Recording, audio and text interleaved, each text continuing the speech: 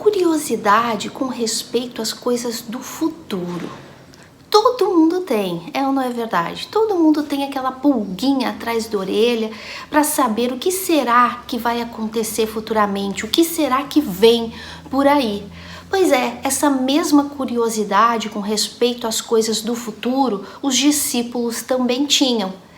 E nós vamos ver hoje nas Sagradas Escrituras essa curiosidade dos discípulos sobre as coisas do futuro em um texto super glorioso, em um dos textos mais poderosos do Novo Testamento com relação à escatologia bíblica.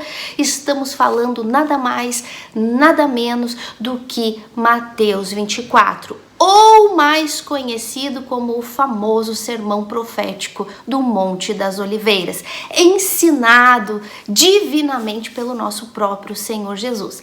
Então, se tu tem curiosidade de saber mais das coisas do futuro, sobre a escatologia, entender exatamente aquilo que o Senhor Jesus quis dizer, quis ensinar neste capítulo tão importante de Mateus, que é o capítulo 24, eu te convido a ficar comigo até o final desse vídeo, a deixar o seu like, compartilhar, se inscrever no canal, enfim, interagir com o canal, porque desta maneira o YouTube vai entender que o conteúdo é importante, relevante e vai anunciar para mais pessoas. Então nos ajude dessa maneira, assim o canal cresce e esse conteúdo vai edificar mais pessoas por aí.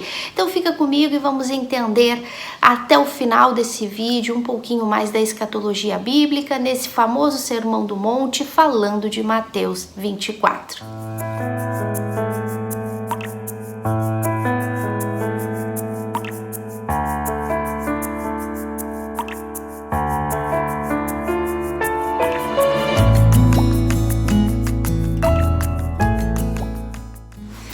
Então, meus amores, estamos de volta com o nosso estudo do Apocalipse. Eu estou muito emocionada porque não é novidade para vocês que já conhecem o canal que estudar Apocalipse é a minha paixão. Isso desde muito jovenzinha. Eu sempre tive muita curiosidade com respeito às coisas do futuro, sempre tive muita curiosidade para aprender mais sobre o Apocalipse e particularmente estudar Apocalipse para mim é algo gratificante, é algo, eu não sei nem que palavra usar e sobretudo que eu acho importante falar, porque foi através dos meus estudos profundos com relação ao Apocalipse, as coisas do futuro, as pessoas serem salvas, as pessoas serem condenadas, irem para o inferno, que me levou, estudando Apocalipse com relação à condenação eterna, né, das pessoas, foi o que me levou a me aprofundar mais no Evangelho da salvação.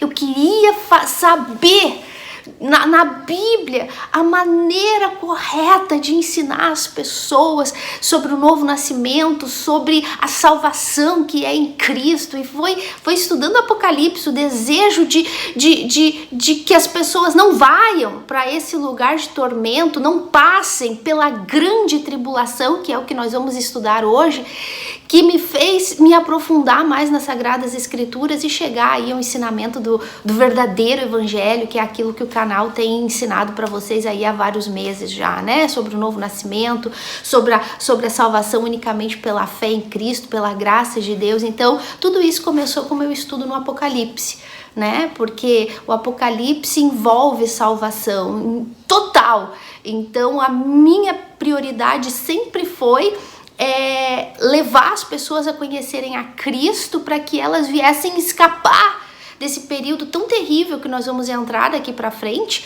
que é a grande tribulação, e escapar da condenação eterna no lago de fogo e enxofre, né, por toda a eternidade. Então, o meu desejo sempre foi esse, foi através do estudo do Apocalipse que eu cheguei no verdadeiro Evangelho, que eu cheguei no estudo do novo nascimento e, sobretudo, no entendimento do sacrifício de Cristo na cruz. Então, para mim, Apocalipse é tudo. E para mim é uma alegria poder voltar às gravações aqui com vocês. A gente tinha dado uma paradinha para poder ensinar uma parte da salvação. Agora a gente deu uma paradinha no estudo da salvação para voltar em Apocalipse, e assim eu vou estar jogando com as playlists. Então, Como eu disse, nós vamos voltar hoje a estudar a grande tribulação. Nós já temos aí no canal, nós temos uma playlist. Lembra que eu falei para vocês que nós vamos estudar Apocalipse? Íamos estudar Apocalipse de uma maneira um pouquinho diferente. Vamos estudar por assuntos. Porque se fôssemos começar desde o princípio, teríamos que começar desde Daniel. E aparentemente parece que ficaria tão longo o estudo, né? E às vezes as pessoas têm um pouco mais de curiosidade de entender tudo ao mesmo tempo, né? Então eu achei melhor, eu orei e pedi para Deus e eu achei melhor fazer por assuntos o estudo do Apocalipse. Nós estamos na playlist do estudo do Apocalipse, do primeiro assunto, que é a grande tribulação. Terminando a grande tribulação, vamos entrar no estudo do Apocalipse com relação ao arrebatamento da igreja, depois o aparecimento do anticristo, depois vamos entrar no milênio, enfim, depois a gente vai vendo a ordem, tá? Mas nós estamos nessa primeira parte falando da grande tribulação. Nós temos aí, eu acho que 3 ou 4 vídeos já no canal falando da origem da grande tribulação, né, que é unicamente para Israel. Não vou dar muitos detalhes aqui porque tá tudo aí no canal para vocês ouvirem, né? Então, como eu sei que o estudo vai ser longo hoje, então eu vou evitar o máximo possível de comentários. Mas a gente já viu que a origem da grande tribulação foi por causa do pecado de Israel, né? E que a gente viu que essa grande tribulação é somente para Israel, e isso está claríssimo no nosso último vídeo. A gente falou sobre as 70 semanas de Daniel, que é a grande tribulação, e nós vimos que o castigo de Israel é a grande tribulação. Pelo pecado deles, desde o Antigo Testamento, desde o início da história, da criação do povo de Israel, eles sempre pecaram, e fulminando na maldição que eles lançaram sobre si quando eles falaram, né? Querem Barrabás ou querem a Cristo? Solta Barrabás, crucifica ele, que o sangue dele caia sobre nós e sobre as nossas gerações e filhos, se ele for inocente. Então ali eles selaram a maldição das 70 semanas de Daniel sobre eles, né? Então Deus ali parou a contagem da história com Israel. A gente viu que desde o início lá, que foi dada a ordem para Neemias, para a reconstrução da cidade de Jerusalém, depois do cativério da Babilônia, né, que eles foram levados escravos, exiliados para a Babilônia.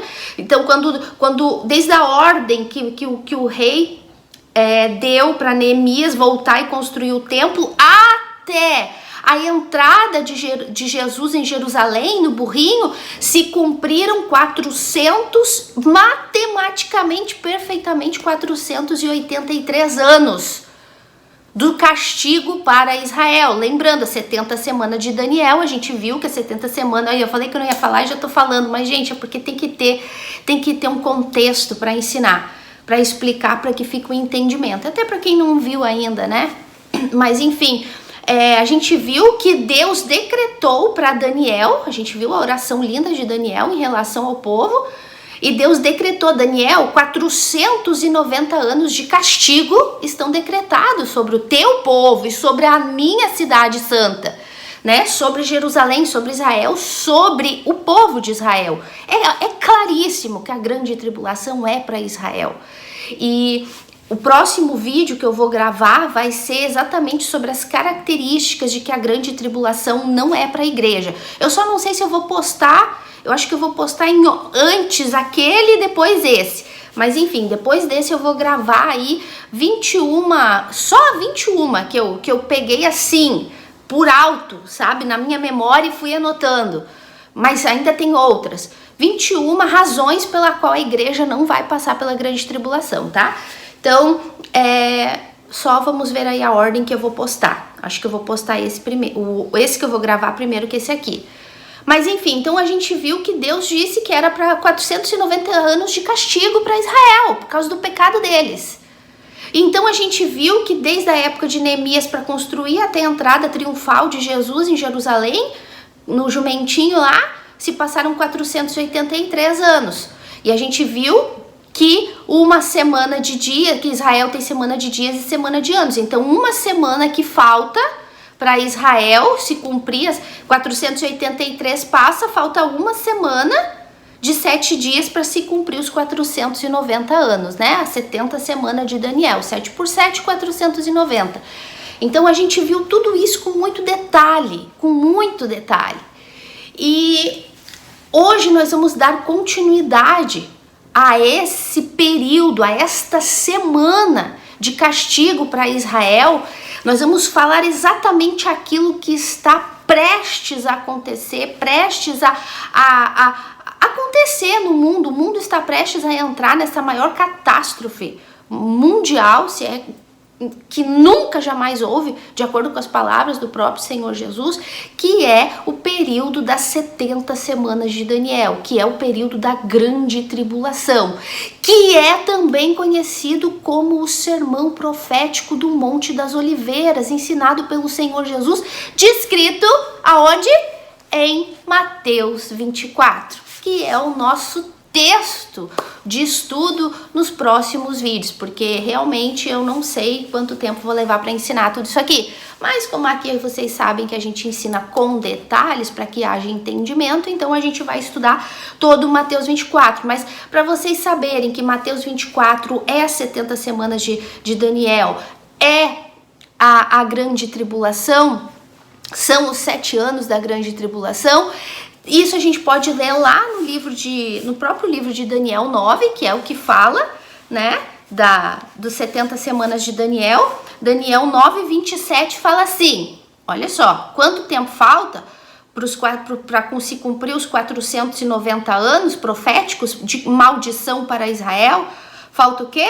Uma semana. E é isso que está escrito em Daniel 9, 27. Diz assim, falando do anticristo. Gente, quer saber? A gente não pode ficar falando anticristo aqui, sabe? Mas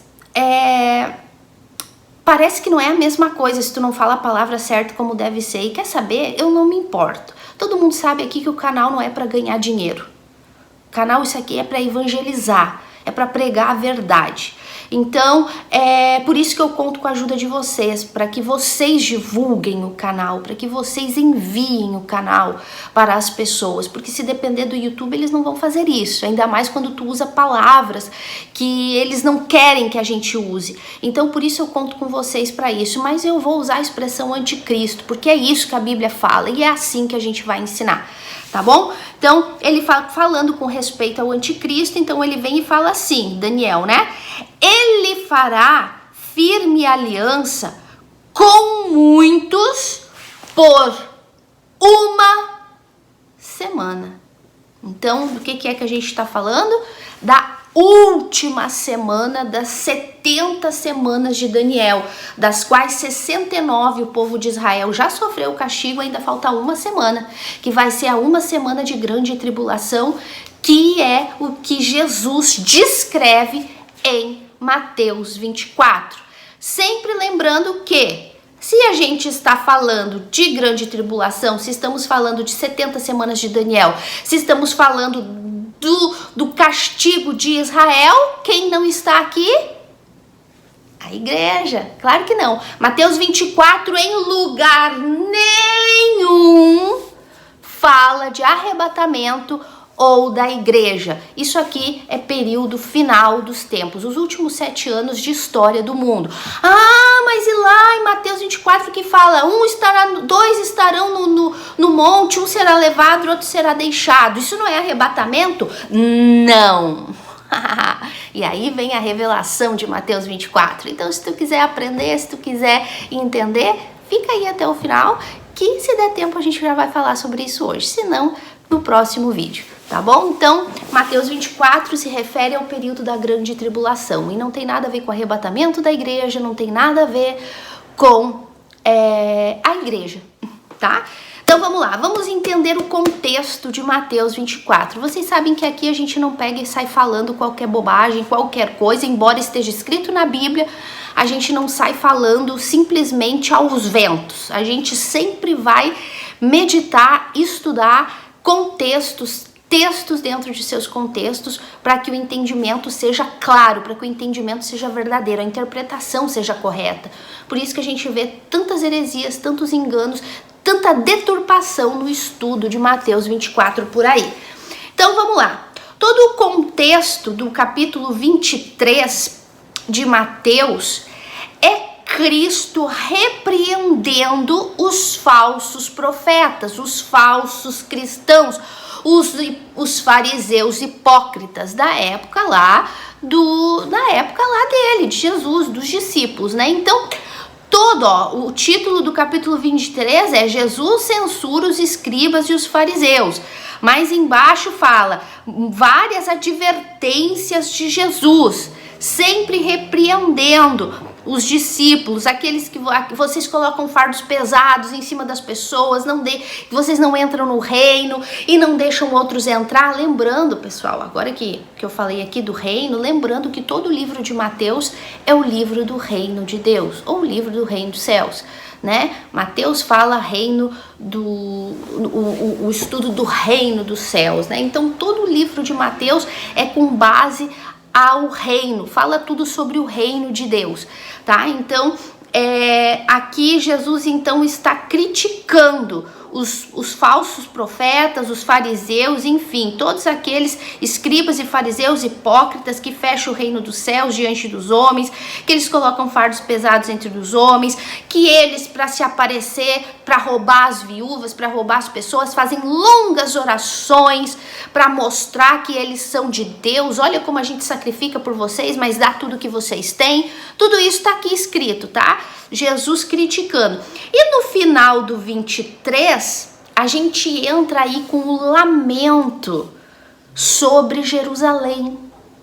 O lamento de Jesus sobre Jerusalém, sobre a cidade santa, sobre aquele povo que Deus instituiu para ele, sobre aquele povo que Deus escolheu para ele. Então Jesus entra com esse versículo, gente, que, meu Deus do céu, sinceramente, sei lá, parece que eu sinto a dor de Cristo, sabe, quando eu leio isso aqui.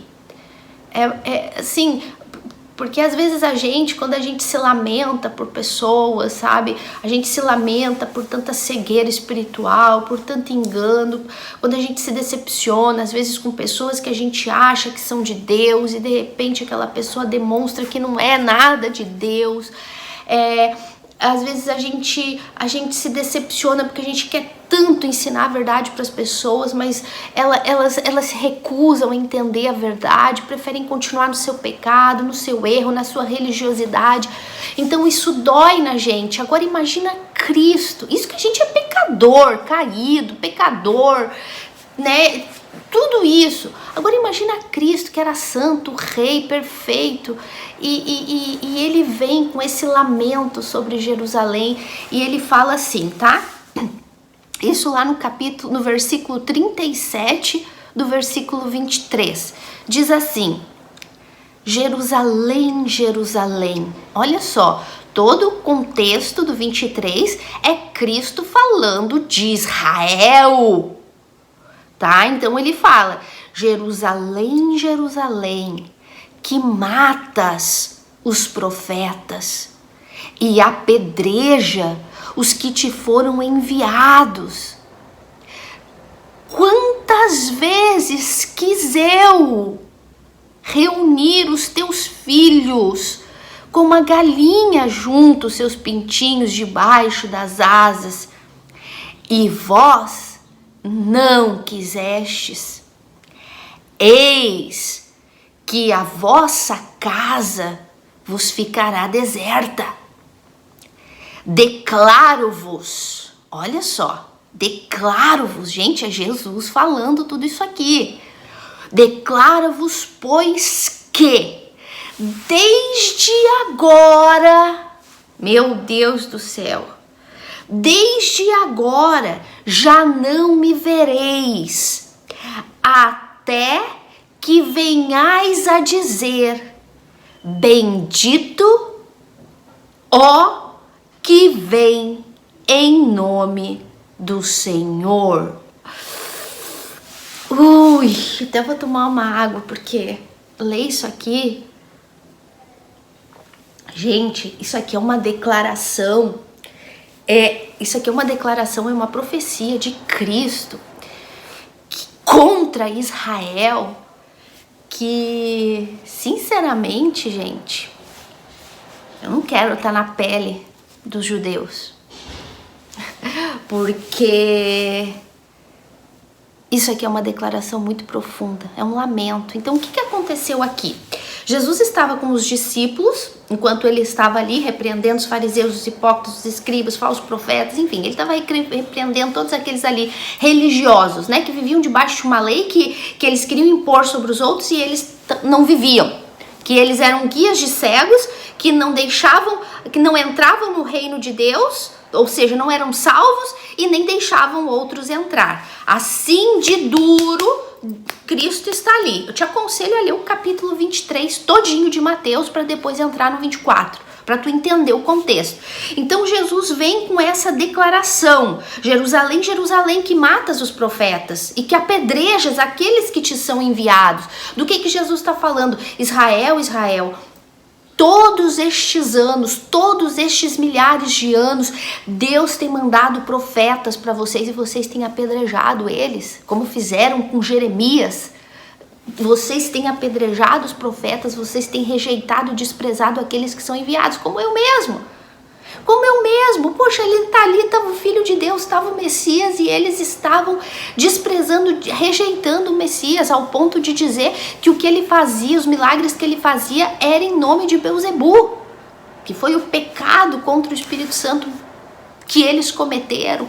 Então Jesus fala: quantas vezes vocês matam os profetas, vocês rejeitam os profetas, vocês apedrejam aqueles que são enviados até vocês, fazem o que querem contra aqueles que vêm da parte de Deus. Quantas vezes Jesus falou, quantas vezes, desde o Antigo Testamento, Deus quis trazer Israel para perto. Quantas vezes eu quis juntar vocês e agora eu aqui, Deus encarnado num corpo de homem, pregando a verdade do reino para vocês, e vocês têm desprezado. Quantas vezes eu quis acolher vocês, como pintinho, como as galinhas acolhem os pintinhos, e vocês não quiseram. Ai, meu Deus do céu, vocês não quiseram. Aí ele vem e fala assim, profecia: eis que a vossa casa ficará deserta. E detalhe, presta atenção, enquanto Jesus está pronunciando essas palavras, quem é que estava ao redor deles? Os discípulos. Lembra que eu falei da curiosidade no início do vídeo que os discípulos tiveram? Porque essa curiosidade dos discípulos surgiu dessa declaração aqui de Deus. Porque Jesus disse que a casa de Israel ficaria deserta. Porque eles desprezaram o Messias, porque eles desprezaram as verdades que vinham transmitidas pelos profetas da parte de Deus, e eles queriam continuar nos seus erros, no seu pecado, na sua hipocrisia, na sua religiosidade. Então Jesus falou: a casa de vocês, Israel, um monte, vai tudo ficar deserto. E ele fala assim: e declaro-vos que desde agora, que isso aqui era Jesus saindo do templo, né?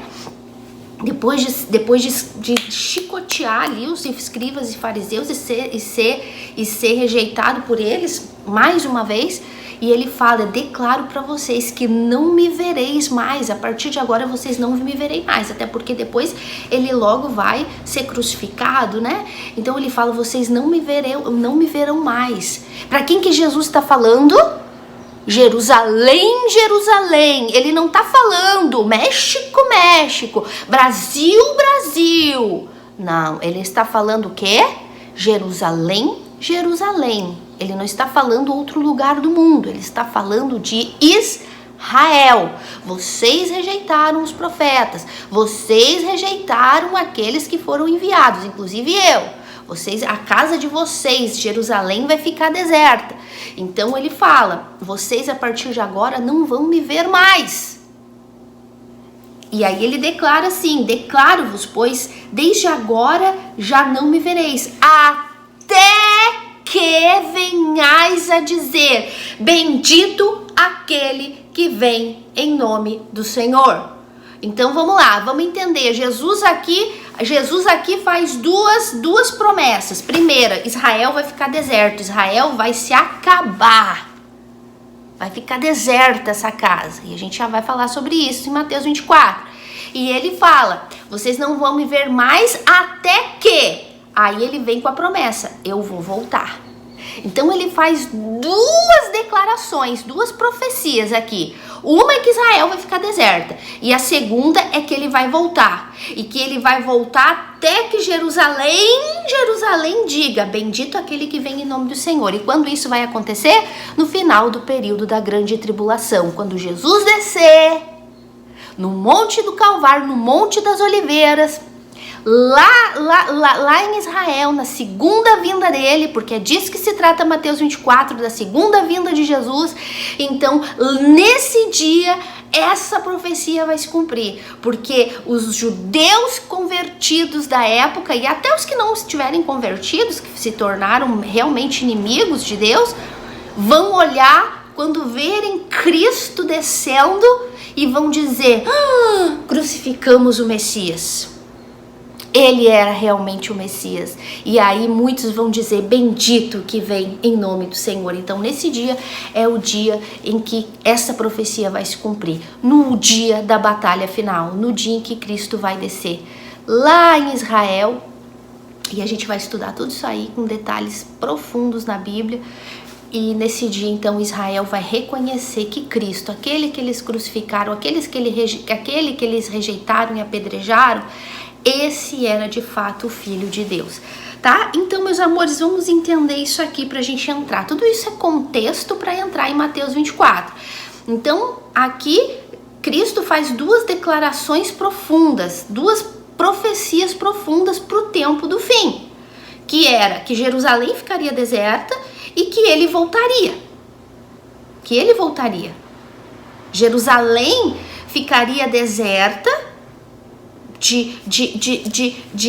em todos os sentidos, mortos espiritualmente, sem mais profetas, porque Cristo foi o último profeta de Israel, sem mais a mão de Deus sobre eles. Deus deixou Israel de lado completamente e começou a trabalhar com quem? Com a igreja, com os gentios. E isso tudo a gente vai estudar com detalhes daqui pra frente.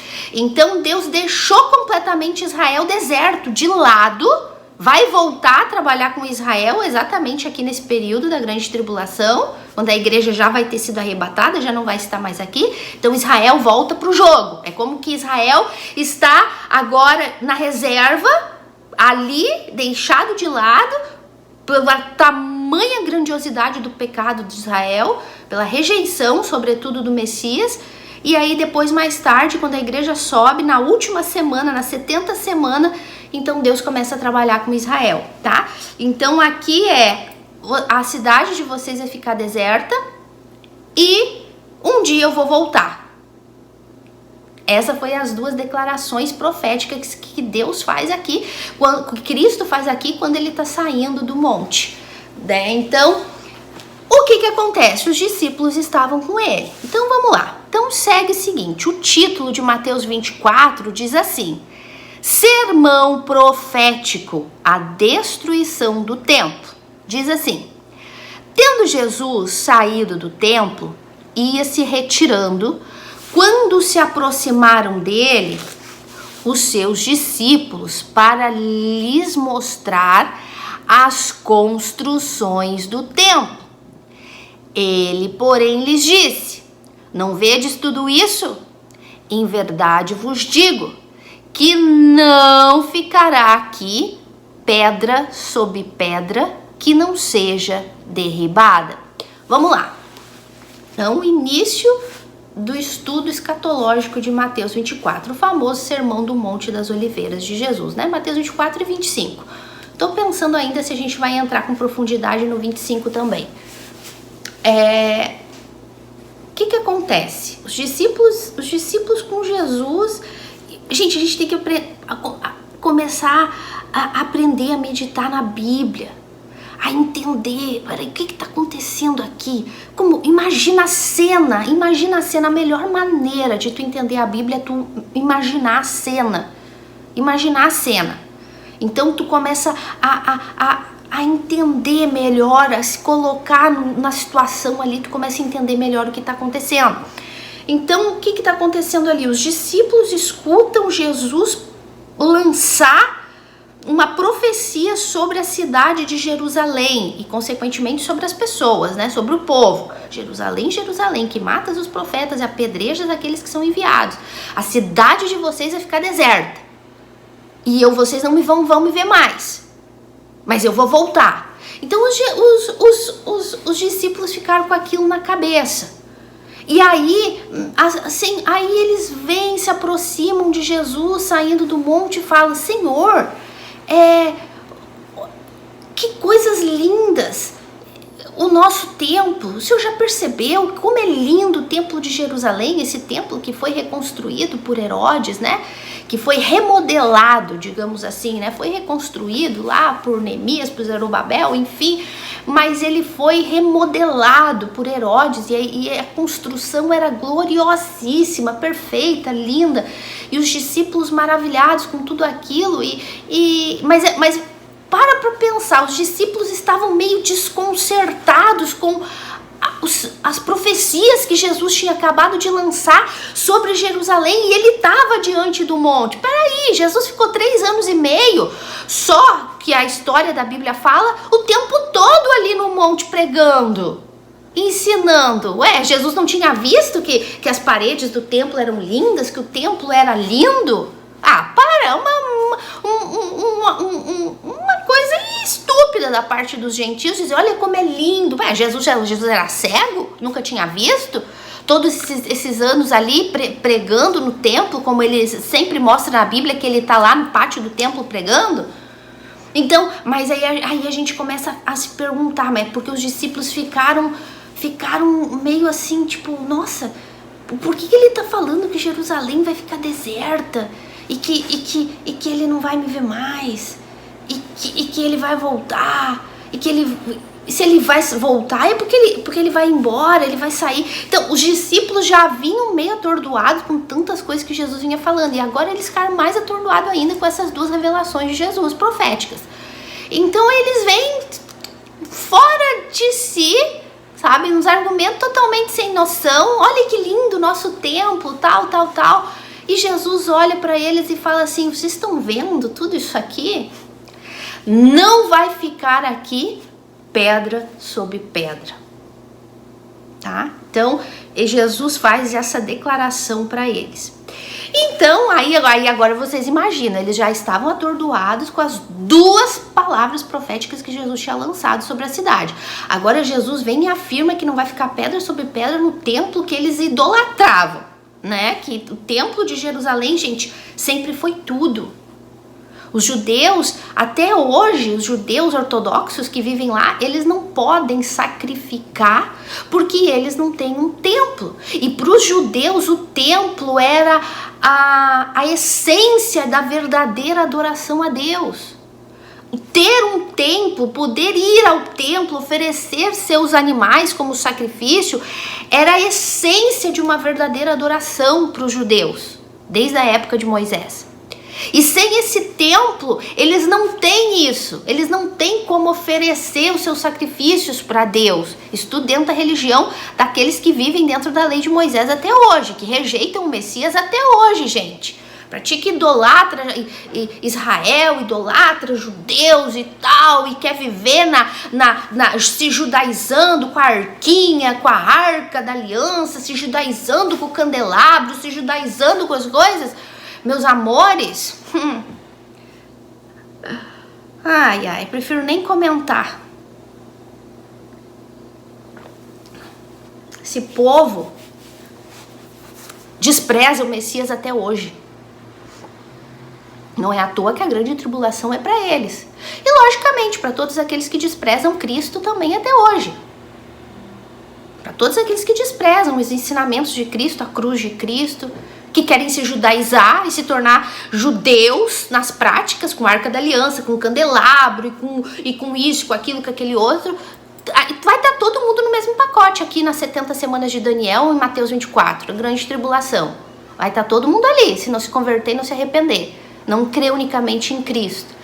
Mas é só para vocês entenderem. Então os discípulos estavam atordoados com tanta novidade ali que Jesus estava falando para eles, e agora Jesus vem e fala que ele vai que não vai ficar pedra sobre pedra. Então lá foi a curiosidade dos discípulos, aquela curiosidade com relação às coisas do futuro, que todos nós temos curiosidade, todos nós temos. Só descansa com relação às coisas do futuro quem conhece isso aqui. Quem conhece isso aqui, descansa. Só quem sabe que está salvo, que é filho de Deus, que não vai passar pela grande tribulação, que não vê a hora ou de morrer logo de uma vez, ou de Jesus voltar no arrebatamento da igreja para poder estar com Cristo por toda a eternidade. Só quem não se preocupa com o futuro, no sentido de medo, preocupação, é quem conhece isso aqui. E até a gente que conhece isso aqui, a gente tem uma preocupação, uma curiosidade santa. Ai, como que vai ser o dia do arrebatamento? Como que vai ser quando a trombeta tocar? Ai, o que será que eu vou estar fazendo? Essa é a nossa curiosidade de quem é nascido de Deus. Não é se eu vou ficar, ou se eu vou subir, se eu vou pro inferno. Nada disso. A nossa curiosidade vai ser, meu Deus, como será abrir e fechar de olhos? E que rápido que vai ser isso? E como que vai ser no céu quando eu encontrar com Jesus? E quando eu encontrar com Ele nas nuvens? E quando eu ver Deus? E porque agora eu já tenho a santidade de Cristo, porque eu aceitei a santidade de Cristo. Então eu vou poder estar diante de Deus sem medo de Ele me fulminar, porque por causa do pecado, porque eu já não vou ter mais um corpo de pecado, esse corpo vai ficar aqui, e eu vou ter um corpo glorificado. Então essa é a nossa curiosidade do futuro, a gente também tem, mas é uma curiosidade tão boa, sabe? É uma curiosidade tão gloriosa, e é essa curiosidade que eu quero que vocês tenham, essa curiosidade, dessa paz, dessa tranquilidade, de esperar por esse arrebatamento, esperar por conhecer a Cristo face a face. Essa é a curiosidade santa, a curiosidade boa. Mas tem aqueles que têm a curiosidade ruim, ou a curiosidade da ignorância, que era o caso dos discípulos nesse momento aqui. Então aí Jesus vem com o seu sermão escatológico profético do Monte das Oliveiras de Mateus 24, e ele fala: o princípio das dores, tá? Então fala assim. Ficou claro até aqui, meus amores? Todo o contexto que Jesus está falando para Israel, para Jerusalém. Ficou claro que isso aqui, que Mateus 24 é a explicação de Daniel 9:27, que é a semana 70, e ele, o anticristo, fará um acordo com muitos durante uma semana. Então, esse Daniel 9:27 é a explicação de Jesus aqui. Jesus aqui em Mateus 24 vai estar ensinando os discípulos com relação às perguntas que eles vão fazer, com relação à grande tribulação, com o que está por vir no mundo. Vai estar falando da segunda vinda dele. Vamos entrar nisso agora? Então vamos lá.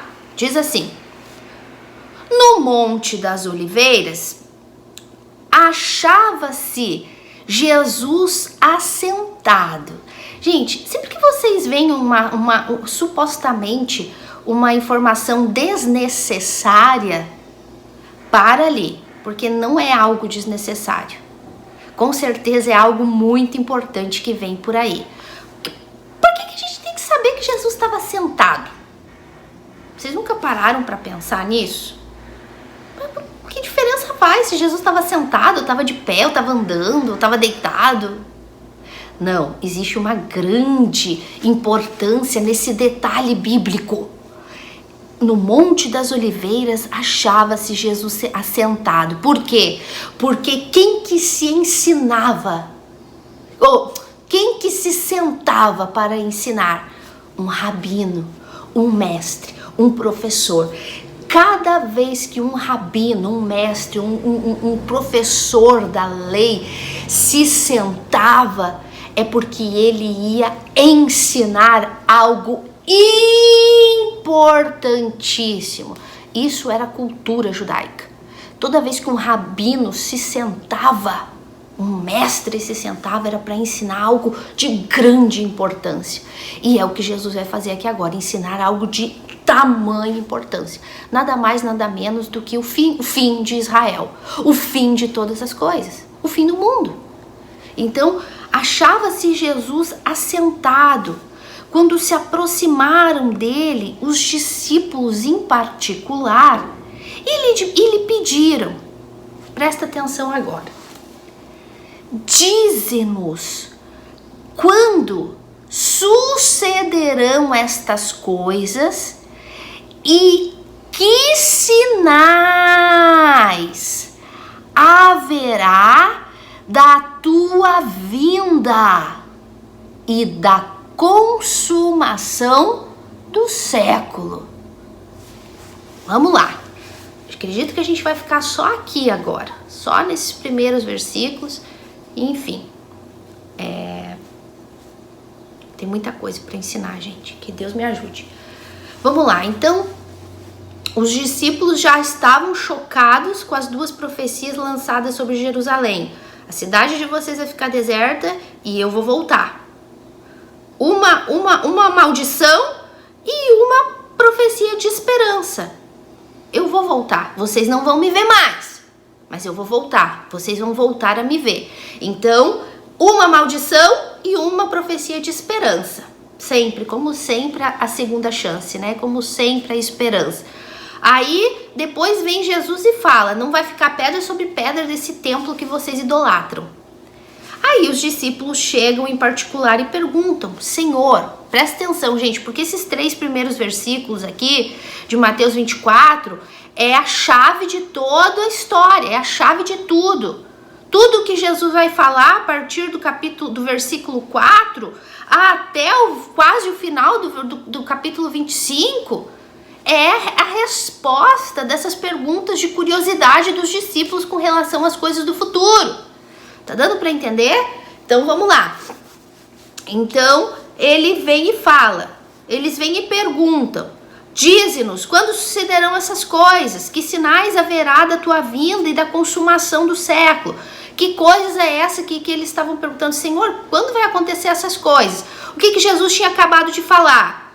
Jerusalém vai ficar deserta, vocês não vão me ver mais, eu vou voltar e o templo vai ser destruído, não vai ficar pedra sobre pedra.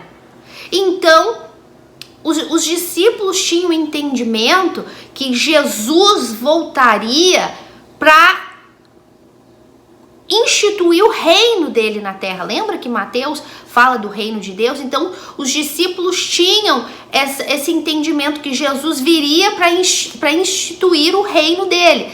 Então, eles ficaram com aquela confusão na cabeça deles. Espera aí, quando que a cidade vai ficar desolada, deserta? Quando que o templo vai ser destruído?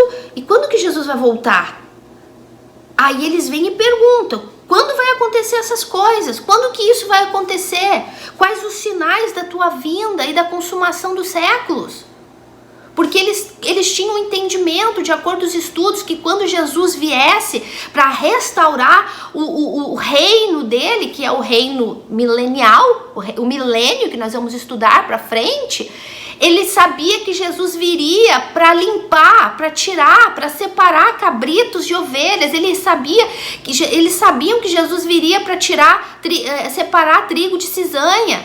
Eles sabiam que Cristo viria purificar o templo. Aí eles ficaram pensando, então de repente Jesus vai destruir tudo para reconstruir o novo, para restaurar o templo. Então tudo isso fez com que eles questionassem e fizessem essas perguntas para Jesus. Se Jesus está falando que Jerusalém vai ficar deserta e o templo vai ser destruído, é porque ele vai purificar.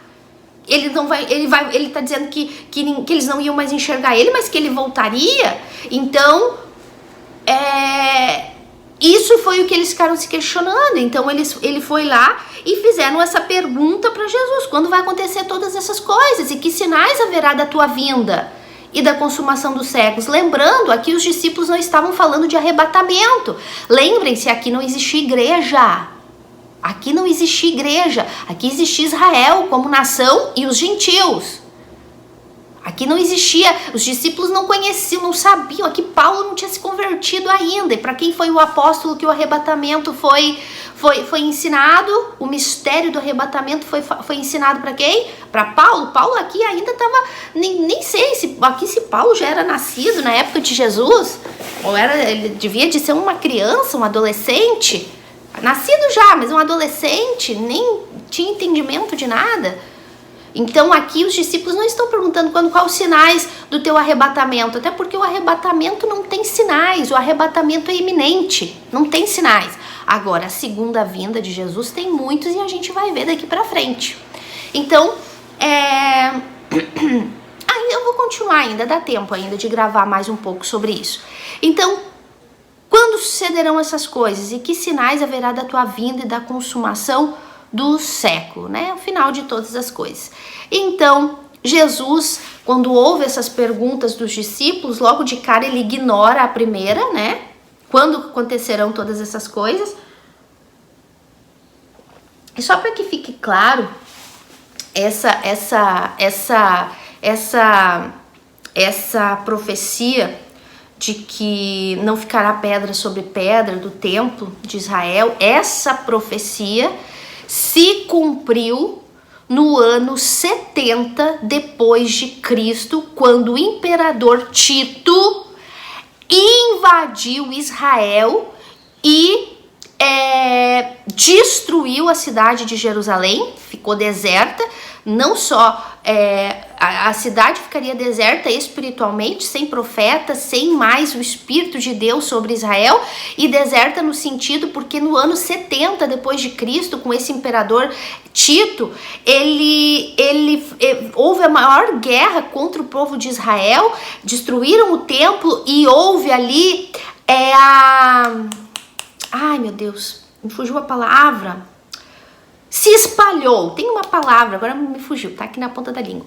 Se espalhou os judeus pelo mundo inteiro, depois desta guerra que teve de Tito, que invadiu Jerusalém, porque o que aconteceu? Houve uma grande revolta por causa dos políticos, dessa misturança de políticos romanos com fariseus hipócritas da época do Sinédrio, e os falsos profetas, enfim, tudo por interesse político.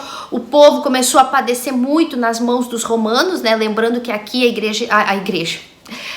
Jerusalém, Israel, estava debaixo do jugo romano, então os impostos que começaram a aumentar muito, enfim, havia um grande conflito. Então houve uma rebelião, né, de parte dos sacerdotes e do povo de Israel contra os romanos, e eles pararam de pagar impostos, enfim, não vou entrar muito em detalhe com isso. O que aconteceu?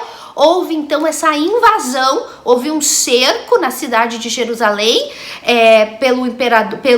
por esse príncipe Tito, e houve esse cerco muito...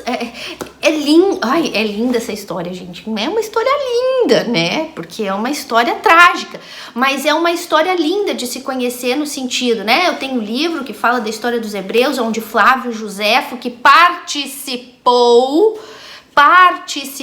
desta guerra, participou desses acontecimentos, da queda do templo, a destruição do templo no ano 70 depois de Cristo. Então, para vocês terem uma ideia, nessa época João ainda era vivo, a maioria dos discípulos eram vivos ainda nessa época, né? Então, Paulo, enfim...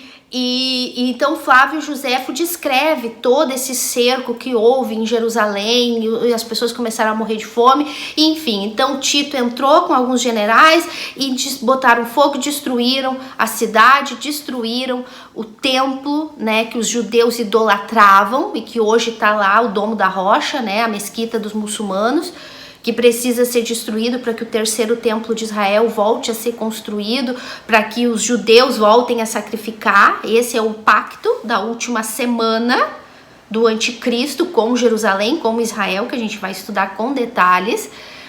E então o monte foi destruído. Então essa primeira profecia aqui que Jesus disse, não ficará pedra sobre pedra, a cidade vai ficar desolada, aconteceu aqui no ano 70, só que muitos escatólogos, pessoas que se aventuram a estudar a escatologia de uma maneira não literal, confundem um pouco justamente por causa desse acontecimento no ano 70 depois de Cristo, da destruição do templo que se cumpriu e os judeus foram espalhados pelo mundo inteiro. Por isso que hoje tem os descendentes de Israel alemães, os descendentes de Israel portugueses, os descendentes de Israel de toda a Europa, né? Por quê? Porque os judeus foram esparcidos. Ai, tem uma palavra, eu me esqueci. Os judeus foram esparcidos, espalhados pelo mundo inteiro ali no ano 70 depois de Cristo. Então, muitas pessoas confundem esse acontecimento, aí dizem que tudo isso aqui de Mateus 24 já aconteceu. Esses que ensinam que a igreja vai passar pela grande tribulação, que não existe milênio, todas essas más interpretações surgem porque nesse período aqui, de 70 depois de Cristo, surgiu, mas meus amores, era necessário o cumprimento dessa profecia no ano 70 depois de Cristo do templo para dar sequência na história. Mas aqui a gente vai ver no decorrer de Mateus 24 que a única coisa que aconteceu já foi isso, no ano 70, porque era necessário para que os judeus se espalhassem, para que Israel perdesse a força, para que depois Israel pudesse voltar para a terra, como foi prometido também, né? Porque depois agora no nosso contemporâneo, né, 1948, Israel voltou. Tudo isso era necessário para as profecias do fim se cumprir. Então, Israel tinha que ser destruída para depois ser reconstruída, como foi em 1948. Isso não poderia ser no período da grande tribulação, na semana 70, teria que ser antes, para a história andar de acordo com os planos, de acordo com o calendário de Deus. Então a gente tem que ir aprendendo a meditar na Bíblia, tá bom, meus amores? Então o templo foi destruído no ano 70 depois de Cristo, tá? Então a história é linda, como eu já falei, modo de falar. Flávio Josefo dá muitos detalhes, é muito emocionante ver. E sabe o que mais incomoda, sabe o que mais dói? É ver o povo de Deus sofrendo por culpa deles mesmos. Puxa vida, já pensou, gente? Um povo que Deus escolheu para ele. Um povo que Deus disse assim: eu quero que vocês sejam diferentes de todos os outros povos para me honrar. Para que todo mundo olhe para vocês e diga: nossa, a gente quer o Deus desse povo, a gente quer o Deus desse Israel. Um povo que Deus, sei lá, criou com tanto amor e apronta tanto, faz tanto, só faz o que é mal diante do Senhor, como a gente viu nos estudos anteriores. E envergonham a Deus, envergonham o nome de Deus e sofrem por causa disso. Aí tu vê aquele povo morrendo de fome, morrendo de sede, com o cerco de Roma cercando aquele povo, definhando de fome, definhando, tudo por culpa deles. Eles podiam ter tudo de Deus, e pelo desprezo, pelo rechaço, por apedrejar os profetas, por desprezar aqueles que eram enviados da parte de Deus, inclusive o próprio Messias, que caia sobre nós o sangue dele e sobre os nossos filhos. Olha a maldição que eles se lançaram. Se ele for inocente, ele era a única pessoa inocente nesse mundo, porque todos nós somos culpados. Ele era o único inocente. Para pensar a maldição que essa gente se jogou em cima. E daí quando tu vê o cerco, as pessoas sofrendo por causa, né? Aí a gente vê toda a história dos judeus, sempre sofreram. Os judeus sempre sofreram, gente. A gente vê tudo que aconteceu na Alemanha, né? O período dos judeus, quanto eles sofreram, quantos judeus, mais de 6 milhões de judeus mortos na época do bigodinho lá, e a gente vê, puxa vida, que injusto, sofrimento, tal, mas ninguém sabe o que tem por detrás da história. Ninguém sabe, tudo plano de Deus. Inclusive o massacre dos judeus na Alemanha pelo bigodinho lá foi plano de Deus para que os judeus pudessem voltar para Israel. Foi por causa do massacre dos judeus lá na época dessa criatura, que esse eu não vou falar o nome, tá? Esse não vale a pena. Anticristo eu vou falar, porque eu estudo, mas desse fulano aí eu não preciso falar, mas vocês sabem, né? O do bigodinho lá. Então, depois desse acontecimento, que morreram milhões de judeus lá, foi que a ONU se reuniu para dizer: tadinhos deles, eles são um povo sem ninguém, um povo sem terra, um povo sem nação, um povo desolado. A terra de vocês vai ficar desolada, vocês vão ficar ao Deus dará. Profecia de Cristo se cumpriu. Aí a ONU falou: pobrezinhos, eles não têm nem terra, vamos dar a terra deles de volta? Então, se a ONU se reuniu, países do mundo inteiro se reuniram em favor de dar a Israel de volta, e o povo voltou para lá. Profecia de Isaías 66, a nação que voltou a ser nação em um único só dia. Israel é de vocês, pode voltar para casa. E lá voltou. Profecia. Então, tudo isso a gente ainda vai ver, tá, gente? Com bastante detalhe. Então, era necessário o templo ser destruído no ano 70, Israel ser espalhado, para que depois eles pudessem voltar, para que a profecia viesse se cumprir, tá? Então ele fala assim, e ele lhes respondeu. Jesus ignora a primeira parte da pergunta, né? Quando sucederão essas coisas? Jesus ignora e ele já entra direto na parte dos sinais da sua segunda vinda. Lembrando que aqui não é arrebatamento, aqui é a segunda vinda de Jesus, e existe uma diferença abismal de arrebatamento e segunda vinda de Jesus. Eu sei que tem irmãos nossos em Cristo que dizem que não existe arrebatamento, ou que arrebatamento e segunda vinda é a mesma coisa, mas a Bíblia toda fala que não é verdade. A Bíblia toda fala que existe 2 acontecimentos futuros. Um se chama arrebatamento e outro se chama segunda vinda. E aqui os discípulos estão perguntando, lembrando que eles não sabiam de arrebatamento, aqui a igreja nem existia. Aqui eles estão perguntando claramente quais os sinais que haverá antes da tua vinda. Tá escrito na Bíblia de vocês? Na minha tá. E que sinais haverá da tua vinda e da consumação dos séculos? Então, essa é a pergunta que eles fazem para Jesus, e ele vem, então, ignorando a primeira parte da pergunta e já parte logo para a segunda. Querem sinais?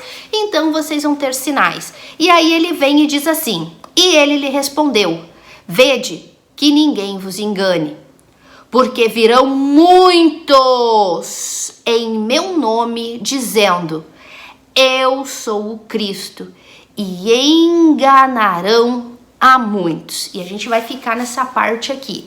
A primeira coisa que chama a atenção da gente quando os discípulos falam: quais os sinais que antecederão a tua vinda e a consumação do século, o fim do mundo? A primeira coisa que Jesus fala: cuidado que ninguém vos engane, porque virão muitos em meu nome, dizendo eu sou o Cristo, e pregando em nome de Cristo. Mas ele fala assim, como ele falou aqui? E enganarão a muitos. Então, meus amores, nos dias de hoje, vamos parar para pensar. Lembrando que isso aqui é período da grande tribulação. Aqui já estamos nos 7 anos de tribulação. Aqui a igreja já subiu e aqui Jesus está falando. O que vai acontecer? Nos períodos de hoje, nós já vemos uma grande quantidade de falsos profetas, de falsas igrejas, de falsos cristos, de falsos ensinamentos bíblicos, de um falso evangelho. Como eu sempre costumo falar aqui no canal para vocês, estamos vivendo a pior fase, a pior era do evangelho. Estamos vivendo as trevas do evangelho, porque o falso evangelho entrou dentro do cristianismo e fez um estrago. Mas ainda hoje há quem pregue a verdade, há quem pregue o verdadeiro evangelho. Mas para vocês terem uma ideia, porque se Jesus falou, nos 7 anos finais, no período que antecede a minha vinda, vai haver muitos falsos profetas. Vai haver, cadê? Muitos, em vez de que ninguém vos engane, porque virão muitos em meu nome. Muitos falsos profetas, muitos falsos ensinamentos. Muita gente vai ter. Gente, sabe as instituições hoje antibíblicas, porque eu não dou nome de igreja. Essas igrejas, entre aspas, que estão no mundo hoje enganando muita gente, pois essas igrejas vão continuar no período da grande tribulação. Eu não sei. Depois, se vocês resistirem à grande tribulação, quem ficar para trás, se vocês resistirem à grande tribulação e chegarem até o final e serem salvos, aí quando a gente se encontrar no milênio, aí vocês me contam como que foi que esses falsos profetas continuaram pregando no período da grande tribulação, porque eu não vou nem me atrever a falar que eu queria ser uma mosquinha para ver. Mas eles são tão hipócritas, são tão cara de pau para pregar o falso evangelho hoje, que eu acredito que vai ser potencializado esse falsa pregação do evangelho no período da grande tribulação. E vai ser, porque Jesus disse que vai ser. Muitos virão em meu nome, muitos falsos profetas, muitos pregarão em meu nome, vão dizer eu sou Cristo, estão dizendo que estão pregando o nome de Cristo. Gente, o Espírito Santo nem na terra vai estar mais e os falsos profetas vão continuar. E sabe o que? O pior de tudo, eu não sei se está na tua Bíblia, mas na minha está dizendo assim, e enganarão a muitos. Meu Deus do céu, Jesus falou, cuidado que ninguém vos engane. Por quê? Porque hoje já tem um monte de gente enganada. Hoje, que tem aí, que a gente vive algumas situações difíceis e tal, as pessoas já são enganadas pelo falso evangelho, pelos falsos profetas, com os chamariz. Vem que Deus vai mudar a tua vida, Deus vai transformar a tua vida, aqui tem o melhor pra ti, a tua vida é melhor aqui. As pessoas já são enganadas. E Jesus está dizendo que no período da grande tribulação isso vai ser pior. Vai ser 1000 vezes pior, digamos assim.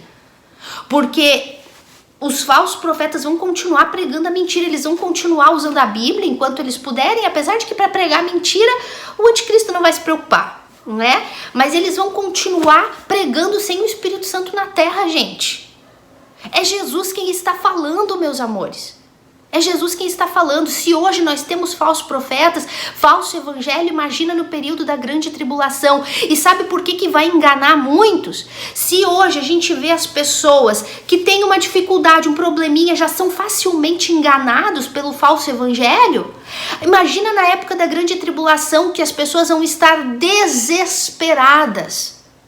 Porque vão começar a ver fome, terremotos, guerras que nós vamos ver no próximo vídeo, e vão começar a ver os conflitos, as coisas acontecendo, as pessoas vão começar a ficar desesperadas, muitas vão perder os familiares que foram arrebatados, porque muitos vão ficar e os seus familiares foram arrebatados, e porque não criam, porque não entendiam nada, vão chorar por seus bebês que foram arrebatados, por seus familiares, marido, esposa, mãe, pai, pessoas que foram arrebatadas, elas vão chorar, vão se lamentar, e elas vão querer alívio, elas vão querer conforto, elas vão querer entender o que está acontecendo.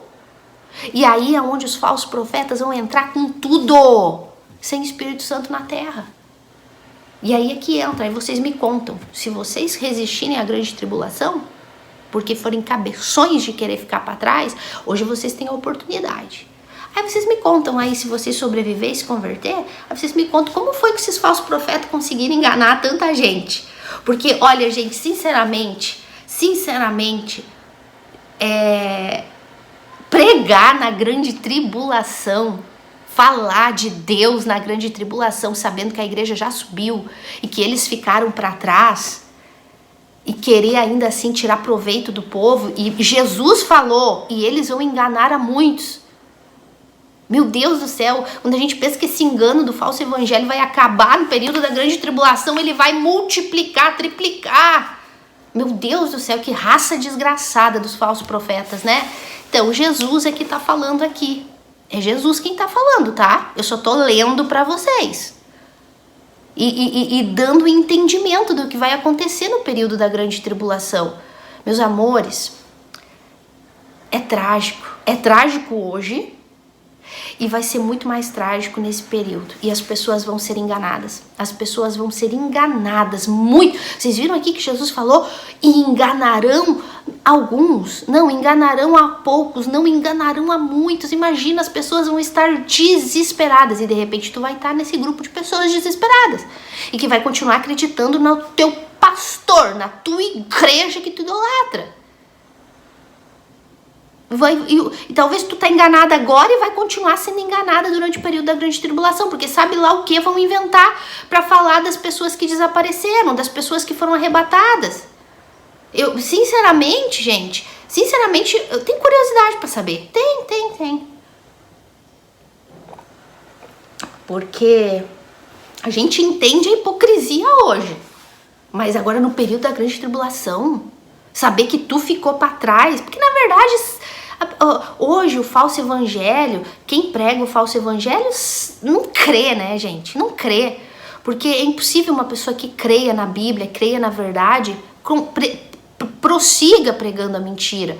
Pode ser que tenha aqueles falsos, ou melhor, aqueles sinceros enganados, sabe? Mas esses aí, tadinhos, infelizmente, quando se derem conta do seu engano, já vai ser tarde, já vão ter ficado para trás, mas aí a gente crê que esses são aqueles que vão se converter de verdade no período da grande tribulação, que vão ser aqueles que vão dizer, puxa vida, né, eu defendi tanto uma placa de uma igreja, eu defendi tanto aquilo que eu acreditava, eu defendi tanto um líder, eu defendi tanto aquilo que eu acreditava, inclusive desprezei pessoas que tentaram me alertar da verdade, eu desprezei porque eu dizia que eles eram os falsos profetas, quando na verdade eu é que era, e agora eu tô aqui. Então a gente vai ver que no período da grande tribulação, muitos desses enganados hoje vão se converter. E graças a Deus por isso, né? Mas vão pagar com a vida, vão sofrer. Tudo que a gente vai ver aqui nesse período, daqui pra frente. Mas enfim, ainda tem uma segunda chance. Mas a maioria dos que pregam a mentira hoje, essas pessoas não creem na verdade. Elas não creem. Elas estão escondidas atrás da Bíblia, elas estão escondidas atrás de um título, elas estão escondidas atrás de uma placa de igreja. E essas pessoas vão ficar, e essas pessoas vão potencializar as mentiras e os enganos no período da grande tribulação. Quem está falando? Jesus!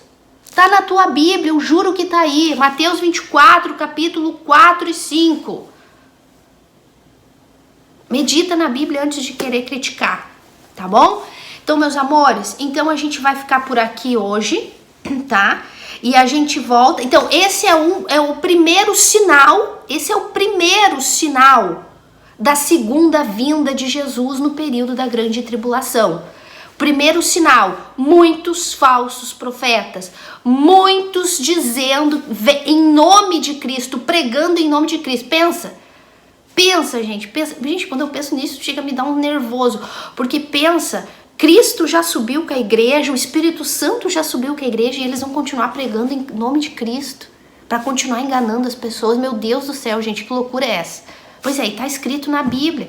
Então, esse é o primeiro sinal que Jesus advertiu. Olha a importância, olha a importância de alertar contra o falso ensino, contra os falsos profetas, contra o falso evangelho. Tem gente que não gosta que eu fale, tem gente que acha que eu falo demais de falso profeta. Eu só tô falando o que a Bíblia diz. Olha a importância, Jesus está falando, cuidado, porque eles vão continuar pregando até depois do arrebatamento da igreja, até depois que o Espírito Santo não estiver na terra, para continuar enganando e enganando a muitos. Então esse é o primeiro sinal. Por algum motivo, Cristo deu ele como primeiro. Por algum motivo. Deve ser porque ele realmente se preocupa com o falso evangelho. Realmente ele se preocupa com os falsos profetas. Para ser o primeiro sinal. Então eu quero que vocês fiquem com isso aí em mente. E a gente já vai dar sequência gravando então os próximos sinais, né? A partir do versículo 5, ou do versículo 6, né? E aí a gente vai começar a entrar com muita profundidade em todo o sofrimento que o mundo vai entrar daqui para frente. Meus amores, ensinar Apocalipse, ensinar grande tribulação, é para que vocês fiquem com medo? Não. É para que, como eu falei esses dias num post no Facebook, não é para que fiquem com medo, é para que haja reconciliação com Deus. Ainda tem chance. Viu o que Jesus falou ali? Tinha chance para Israel. Quantas vezes ele quis juntar as pessoas, juntar Israel. Israel não quis. É a mesma coisa hoje a igreja, a mesma coisa hoje dentro do cristianismo moderno, dentro do cristianismo de hoje. Quantas vezes Cristo tem levantado homens e mulheres de Deus para ensinar o verdadeiro evangelho e as pessoas não querem. As pessoas têm desprezado, preferem continuar na mentira, como Israel preferiu ficar no engano, na mentira e na escravidão da lei e desprezaram a Cristo. E desprezaram os profetas. A mesma coisa acontece nos dias de hoje. Então, pregar Apocalipse, pregar a grande tribulação não é para terem medo, é para se reconciliarem com Deus. E se vocês quiserem saber tudo sobre se reconciliar com Deus, vocês têm vários vídeos aí no canal ensinando vocês sobre isso. Principalmente um que diz assim: somos inimigos de Deus, e agora? Ou então o vídeo da cruz, as 3 horas de trevas na cruz. Então esses vídeos são importantes, vídeos do novo nascimento. Eu aconselho vocês a verem isso, porque isso é o que vai levar vocês à reconciliação com Deus, ouvir o verdadeiro evangelho. Nada além disso vai fazer vocês serem salvos e escapar de Mateus 24, escaparem das 70 semanas de Daniel que foi para Israel. Se tu não aceitar Cristo, tu vai dar as mãos para Israel e vão passar por esse período aí, ó, juntinhos. Vocês querem isso? Não, né? Nem eu não quero que vocês estejam aqui. Por isso que a gente está aqui ensinando para vocês. E eu oro para que o Espírito Santo convença vocês dessas verdades. A gente se vê e até a próxima.